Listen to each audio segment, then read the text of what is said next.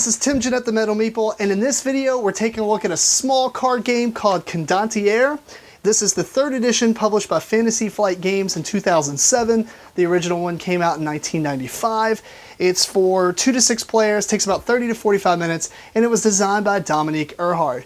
Basically, it's a game where you're trying to take over cities in Italy, and you need to get so many adjacent or just so many overall. The interesting thing is everybody's drawing cards from a single deck, and then you're playing those. You only have so many at a time, and you're trying to commit cards to try to win that battle. Let me just show you how it plays. We'll come back and I'll give you my thoughts.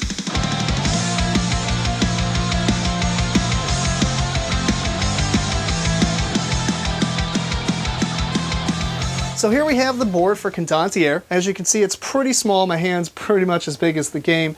This is a map of Italy, and the idea is you're trying to win consecutive regions or consecutive cities, or have a bunch of cities. So in a 2 or 3 player game, you're trying to get control markers on 3 adjacent cities, or at least have 5 cities in total. In a 4, 5, or 6 player game, you have to have at least 4 adjacent or 6 on the board. But that's the objective of the game. Now, how you do that is one player is going to have this Condotierre token. They're going to decide where the battle is going to happen. Then you're going to have this massive deck of cards. You've got some specials. You mostly have just a bunch of numbers. Each player is going to get 10 cards. And you're ready to begin. So we know we're going to fight here. Each player is going to, in turn order, either play a card or pass. Now, you only have these cards for a round, and a round is going to happen until all but one player has cards left. So it depends on how much you want to commit for a battle. In this case, let's just say I play this 5, and then one other player plays a 4, and then a third player plays this 10. Now it's our turn again. Do I want to stay in this? Well, maybe, sure. I'll play this 6, and now I have 11 in my battle line. This player is going to play a 5, and he has a 9. I'm just randomizing this, by the way. And then we have a 12. This is going to continue until players pass, and then once they all pass, whoever has the highest total, in this case we have 11, we have 12, we have 9, this player would be the winner and put a control marker down on the board. Then that player is going to, or well, all these cards would get removed. Obviously, his battles will go a little bit longer than that, and there's some cool special abilities which we'll get into. But that player gets to choose where the next starting space is. Now, at this point, all players still have the remaining cards in their hands, so maybe if we were playing 4 players and the 4th player just immediately passed, they're going to have all 10 of their cards, whereas these players only have 8 left. And then you keep going. Once all players have no cards in their hand except for one player, then the round ends, and then you're going to draw new cards. The player that has cards left can choose up to 2 of them to keep, and then each player is going to receive up to 10 cards, plus 1 card for every control marker that they have on the board. Now let's go over some of these special abilities, because they really do change the game. We have the Winter card. When you play Winter, it's a global effect, so now everybody's mercenary cards, these are the white number cards, there's whites and reds, we'll get into the red ones here in a minute. The white cards are mercenaries. So all mercenaries are going to drop down to a power of 1 for all players. So instead of having 4, you would now have a 2.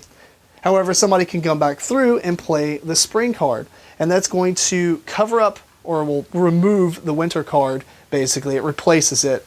And now what Winter does is whoever has the highest number mercenary, it's going to add +3 to their total. So in this case, say there's no other cards, the highest mercenary total is a 2.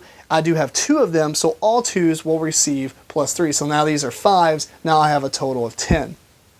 We have the Bishop. The Bishop will kill the highest mercenary or tied mercenaries amongst all players. In this case, it's these 2s again, or 5s or whatever. He's going to kill all those cards, go into the discard pile, as well as give that player the Favor of the Pope token. The Favor of the Pope token allows you to place it in one city, and that city cannot have the Condotierre cannot have a control point, but it also cannot be fought against until that token, or the Pope, is moved, in which case somebody else would probably play the Bishop card, and then they would move that to somewhere they don't want a battle to happen. You have the Heroine, which just has a 10 power. This is unaffected by any other of these special cards because they are not mercenaries, and all these specials only affect mercenary cards. So there's that 10. We'll play that 10 out there. Now we've got 10 points. We've got the courtesans. They're just simply ones. Much like the mercenaries, they're unaffected by all the special cards, but the cool thing about them is at the end of a battle, once all players have passed, it doesn't matter who wins, but whoever has the most of these ones, these courtesans, gets to choose where the Condotierre token goes and the battle happens next. So it was a way to kind of get those guys out there. Even if you're just forfeiting that area, you know, you put 2 or 3 of these out there, you'll win the ability to fight in a zone that you need to fight in. You have the drummer. The drummer is going to double the power for all of your mercenaries in your battle line. So if you had a 3-1 and a 2, now they're a 6-2 and a 4. That doesn't happen until the end of the battle phase. So basically for other cards and the way the timing works, but essentially it just doubles all their power. Say you had a really high guy out there as this 10, right? But you don't think you can win this battle. You can play a Scarecrow, and the Scarecrow will allow you to pick up a mercenary card, such as this 10, back into your hand, and then you can use it for later. The last card is the Surrender card. When you play the Surrender card, it immediately stops the battle, which is really good if you bluff and kind of put like a 10 out there first and then surrender, and you only had to commit 2 cards to win that area. So, like I said, it's a very simple game. Play just keeps going until somebody meets the requirements, either the 3 or 5, or in a 2 or 3 player game, or with a 4, 5, or 6 player game, you need 4 consecutive or 6 total control points to be the winner. And so there you go, that's Condotierre. Now, the one thing I didn't mention in the overview, for those who are probably going to say something about it, if at any point you don't have any mercenary cards in your hand and all you have is those special cards, you can reveal your hand and drop out. And that's very important, especially I think in larger games with more players, because you can drop out really early and not have to go into the next battle, or you might be able to end that round because there's only 2 people left, you and another guy. Even if you have 4 cards and they're all specials, you could drop out and at least not have to just fall, you know, terribly to his, you know, to his feet. So anyway, I think the game is best with 3. However, it is really fun with a lot of players because the one thing I didn't mention is the fact that you can negotiate.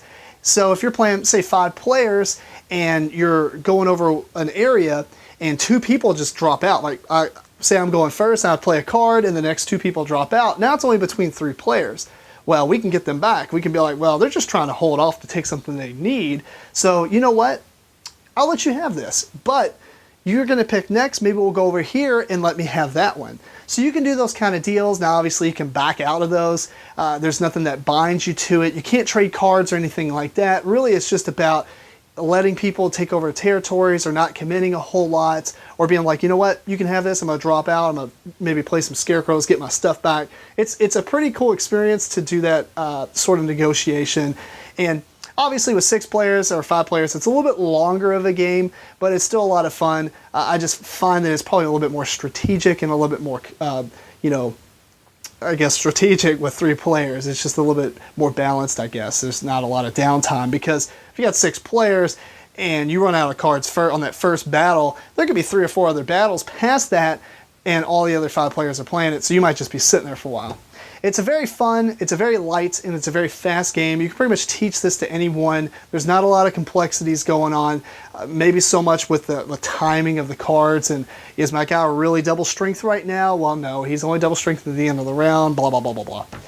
So anyway, I highly recommend this. It's a very fun game, especially if you've got people who like to play cards, like a playing card game, you know, like blackjack, stuff like that. Maybe not blackjack, but you see what I'm saying, like a deck of cards. This might be something to show them and maybe draw them into the hobby. It's kind of cool. So anyway, if you have any questions, feel free to comment below. Email me at timjennette@gmail.com or follow me on any of the social media below. And until next time, keep on rocking and rolling dice. Thanks so much for watching the Dice Tower videos. Find more great videos and reviews, as well as our top-rated audio podcast at Dicetower.com. You can also find other great shows at Dicetowernetwork.com. I'm Eric Summerer, and you've been watching the Dice Tower. The Dice Tower is sponsored by Cool Stuff Inc., where you can find great games for great prices. Cool Stuff in stock. Check them out at CoolStuffInc.com.